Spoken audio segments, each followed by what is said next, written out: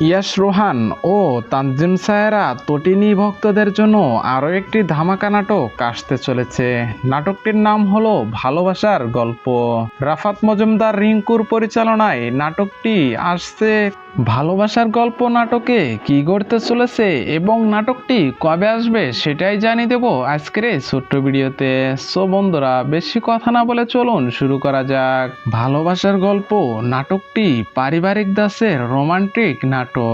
গল্পে সম্ভবত দুজনের ভালোবাসাকে কেন্দ্র করেই শুরু হবে। শুরুতে তাদের সম্পর্ক সুন্দর থাকলেও পরে পরিবার, সমাজ কিংবা বাস্তব জীবনের নানা বাধা তাদের সামনে আসতে থাকবে। শেষ পর্যন্ত তারা কি এক হতে পারে নাকি ভালোবাসার জন্য ত্যাগ স্বীকার করতে হয়, সেটাই হতে পারে নাটকের মূল আকর্ষণ। পোস্টারে দুজনকে ঘাসের উপর শুয়ে হাসি মুখে দেখানো হয়েছে। ছেলেটির আঙ্গুলে একটি প্রজাপতি বসে আছে। এটি স্বাধীনতা, নতুন আশা ও সম্পর্কের কোমলতার প্রতীক হতে পারে। মেয়েটির হাতের লাল গোলাপ, এটা প্রেমের প্রতীক হতে পারে। সম্ভাবনা আছে নাটকটি শুধু প্রেমের গল্প নয়।